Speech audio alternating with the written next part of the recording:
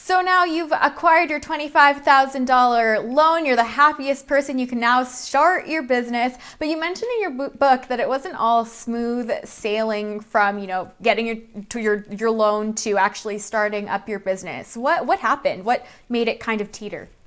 Well, the obviously now I had the idea, of starting the mill mainly in doing lumber remanufacturing. Now I had to find supply.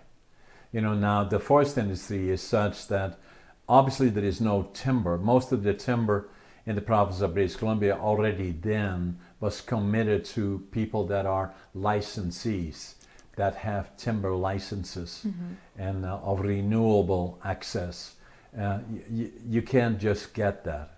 It's very difficult. So I had to find a niche in using lumber as an input to our operation. And then now I have to develop a process that if you buy 2x4, 2x6, 2x8, 2x10, 2x12, 8 to 20 foot long, and you want to cut out defects, how do you do it? You cross cut it, or you lengthwise, or how does the process work? There was nobody else doing it. Yeah. And so I had to kind of invent it. Again, my experience helped me. So I knew right from the start that at the end of the day I would have too many short pieces, and I had to find the key was to be able to recover more of the volume. And so I knew that, hence the finger jointer. Initially I started with just the remanning and not doing initially when I started the operation in October, I bought the finger jointer, I set it up and experimented a little bit with it. And and then the following year, we had to then find a way of getting certification for the process. That was difficult. Why?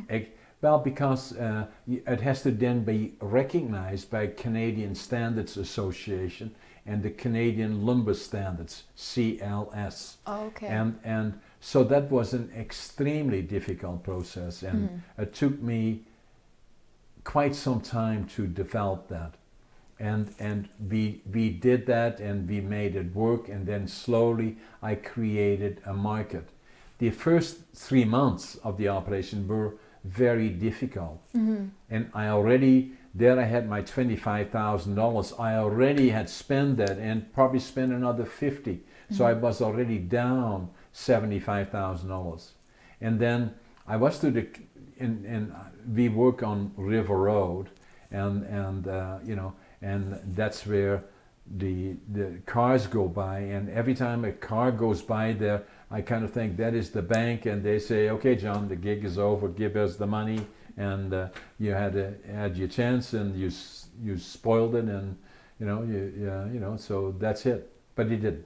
They stayed with me. So I started to kind of slowly turn things around, and then things got better and better, and then the other part happens to the industry. Even today, the industry has a tendency of being cyclical, and and there were all kinds of challenges in between that happened. But to get through the initial stage of to invest in the finger jointing and to make it successful, although we were the first one in Canada that developed the standards for it and developed a successful finger joint manufacturing plant. It was us that did it in Prince George, British Columbia.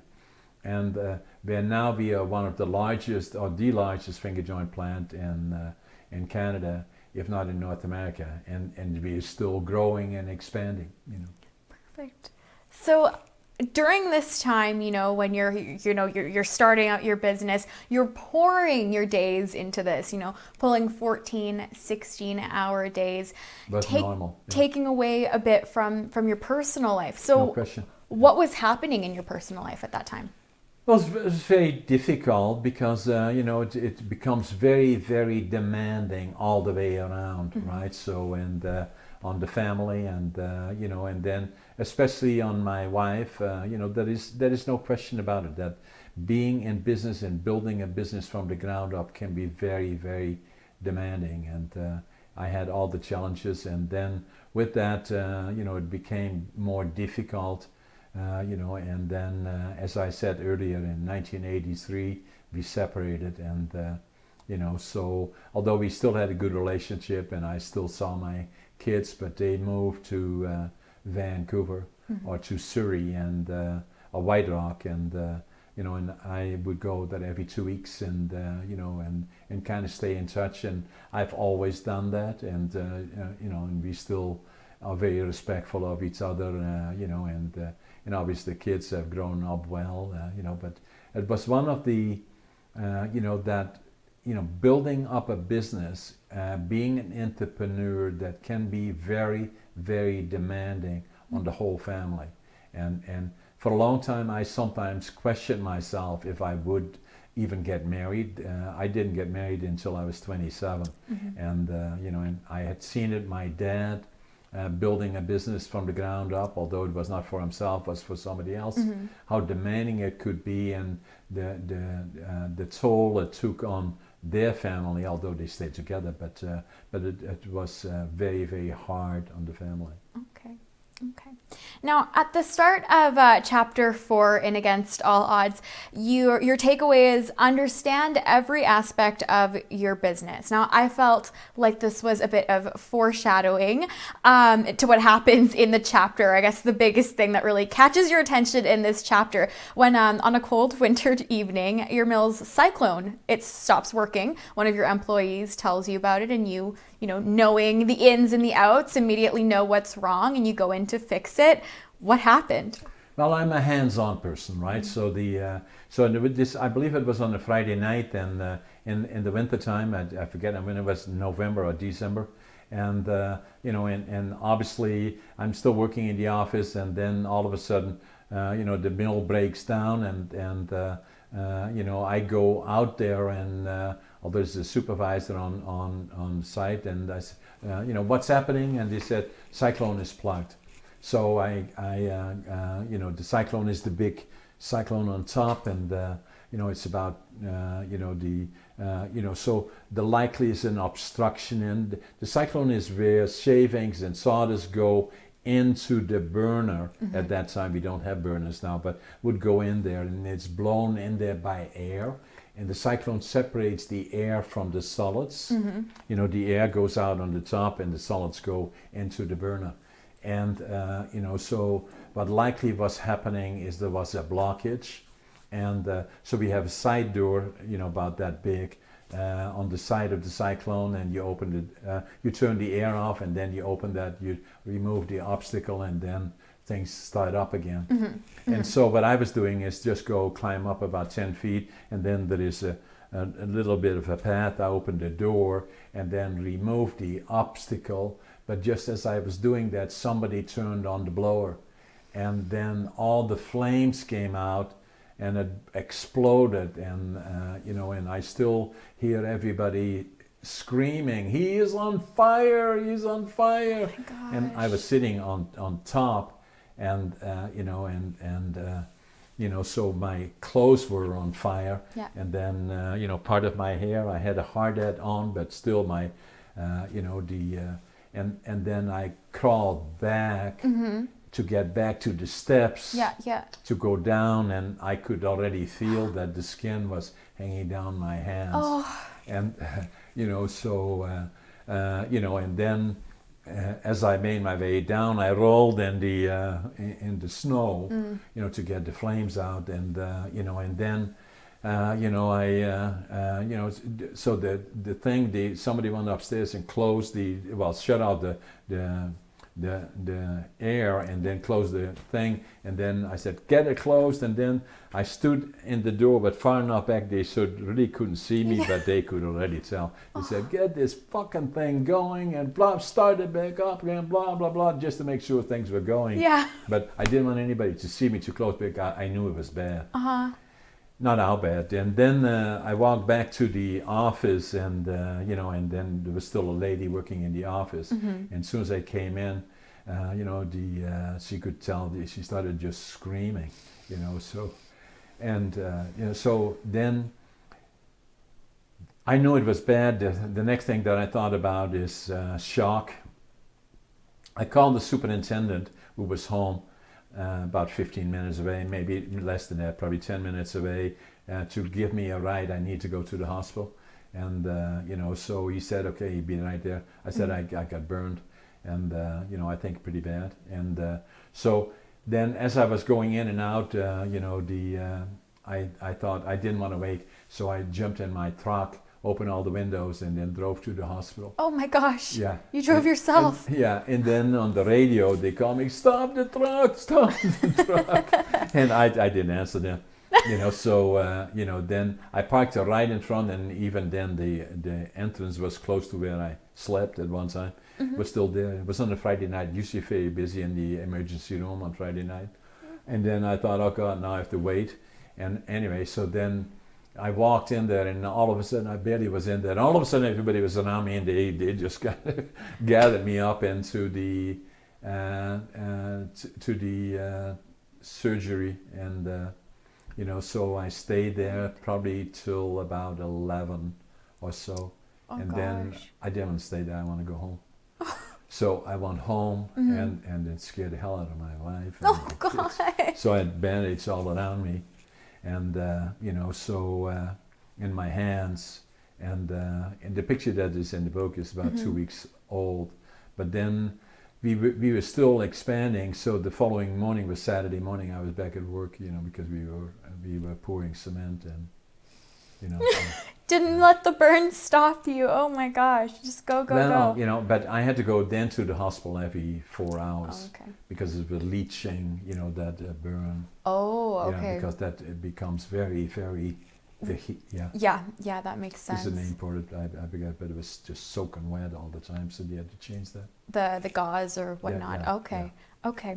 Now, from your job in the Netherlands to owning the signpost in the Yukon, which is like totally different than what you thought you were going to be doing, it really exposed you to a lot of different things about, running a business, owning a business, what exactly you had to do in order to make a successful business. So what's the importance that you would say of knowing, everything, the ins and the outs of your business? Yeah, in most cases, for most people that aspire to entrepreneurship, you can't know everything about everything. But what is important to realize that if you want to build a business from the ground up, then that's not easy. It will be a challenge. And then try to get to know as much about the business as you can. And, understand the products, and then understand the basic elements of business. Try to find people that have had experience that can kind of mentor you potentially. Most successful entrepreneurs would like to do that, a lot of people that are starting out in business would like to talk to somebody, but they are afraid of that.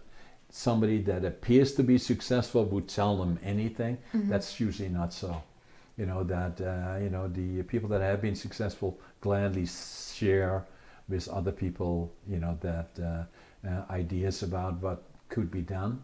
And, and then the other part is initially you work long hours, you have to sleep fast. Sleep a lot of fast. Times, yeah. And so that sort of thing, And then, along the way, you have to kind of acquire, dealing. How do you resolve issues? How do you resolve problems? Because there will be problems. Of course. And there will be issues. And then, but do not be afraid to talk to other people about things that, that you're encountering. And, and get, have your family on side, that not necessarily for all the things that may happen and how difficult it, but at least to be a team, that's always, been a benefit for me in a way. But when things get pretty wild, then, then I don't blame my first wife to say, no, that's not for me. So obviously, but all the things are important. But having the skills, having the underlying foundation, Veronica, always for me is attitude, passion, work ethic. And the attitude, extremely important. You know, if it rains today, I will swear it's sunshine tomorrow. No matter what, the cup is always half full for me, and all those things. There's seldom that I'm down and out. I'm usually, relatively speaking, I run a business. I can be hard nosed and all that kind of stuff, but I'm not a yellow screamer. I don't do that. But I have boundless determination and being fair and honest and respectful.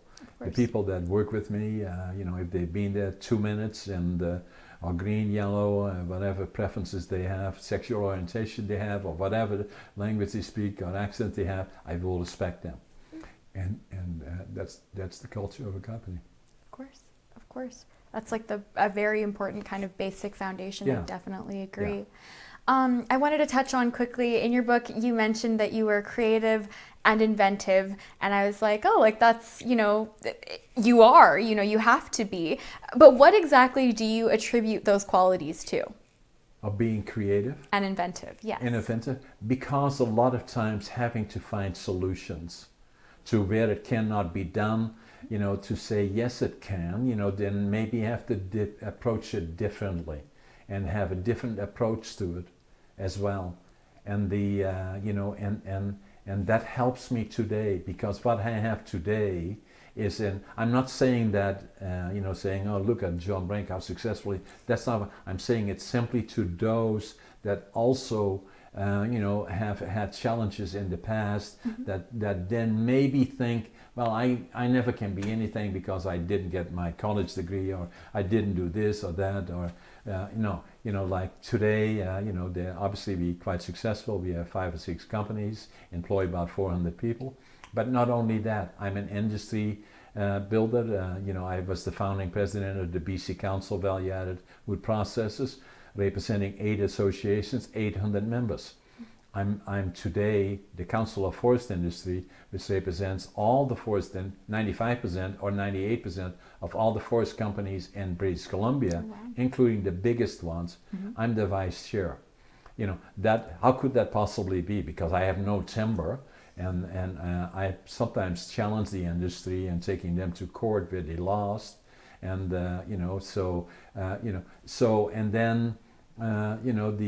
we are recognized in a general sense as being the most innovative one, both and respected by the primary sector as well as by the secondary sector and by government. And the other interesting part that you will find about Against All Odds is saying that the introduction to the book is written by the CEO of the largest forest company in the world. There you go. Canfor. Yeah. Yeah. So the case and point that I'm making is that that you must have those elements, that, and you must believe, right?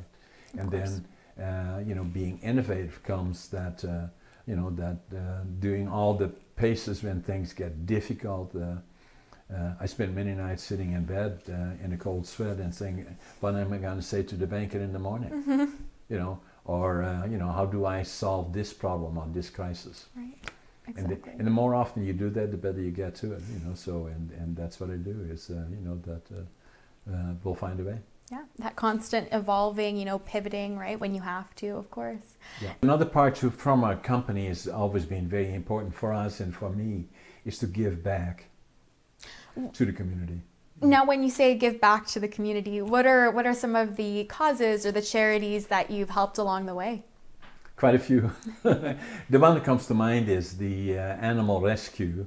We have been part of them for over 5 years, really, but it all kind of started with, actually it was my wife, Sharon, that contacted us and said, go and look at them. Sorry, who was it? The Humane Society or? No, we have horses and we love animals. And there was something that she had read about Prince George's Animal Rescue. And Scott and myself went down there and to look at what they did, and I could not believe what I saw. There you had these 2 individuals, Nicola and Grant, that had these big piece of property on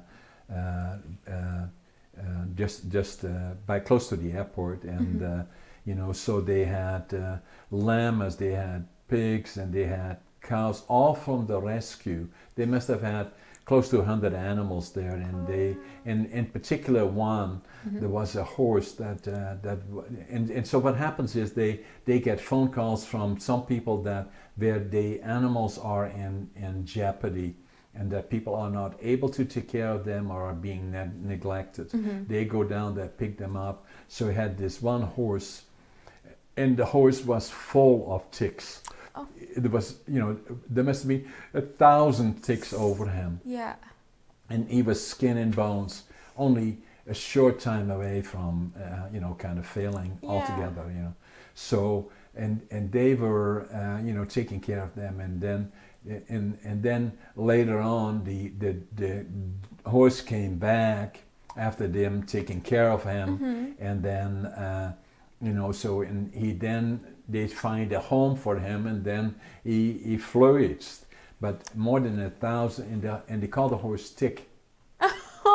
That was his name, and they did a lot more like that, So, so on their own, they were taking care of them. They got no help from anybody, nobody, hardly, and so we said we have to do something here, So we went down and made a commitment to them.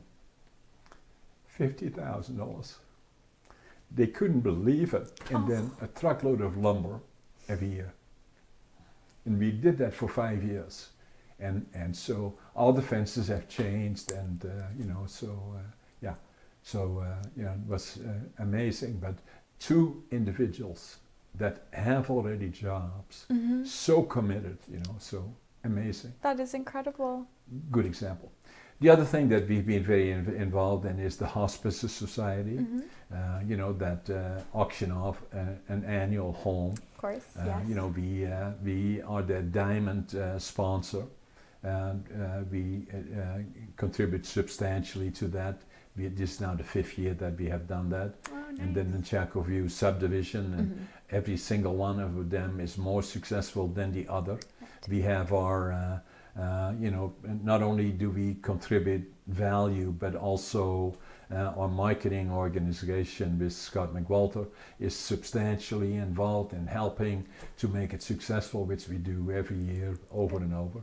And so it's one, and then the Cancer Society, we've been extremely interested. The bike riders of the North, or the Wheeling Warriors, we have been a big part of them. Amazing group of individuals. For sure. I think contributed more than $1 million to the cause of cancer, and it's getting bigger every year. And then many of the other ones. Obviously, the other things that we've been very involved in is the college, and I was honored to help with the establishing of the Trade and Technology Center at the College of New Caledonia. Right. Another one that we are now involved in is building a center of excellence for the North, also attached to the college. Oh, wow. Something that kind of mirrors BCIT, of that magnitude, because something that will be equal to the University of Northern British Columbia. And Oh, wow. I was one of the initial supporters of the University of British Columbia. So all those things, and then the Athlete of the Month, we have done that for quite a number of years, and and that again is something amazing too, where we've been helping with donating money to people that became Olympian athletes. We have one of the cross motor riders that is 7 years old, that is of international level. Today we contributed $500 to an athlete. I think you saw a picture of it, actually, me and arm wrestling. Arm wrestling. But she is another amazing athlete that will be competing in Kamloops, I believe, on the 12th of May. And the commitments that some of these people make are really not known in the community, but it's something that we have and spades, and we try to find them and kind of then showcase them to the community. But that works so hard, and and then show to, again, the young people and others that not so young, saying that and the lady, she is extremely committed at 40, and has been training for years and years. The amount of effort that goes into it is just amazing. Of course. And so those kind of things that we do as being part of this community, and I believe that part is very important. Perfect. That's very beautiful. Yeah, that's awesome. Now, you touched on this a little earlier, mentioning standing up to the forestry industry, something that you did alone, actually, and we'll talk about it in the next chapter, but I am looking very much forward to chatting with you about that, because it was quite the intense chapter to read, John. Yeah.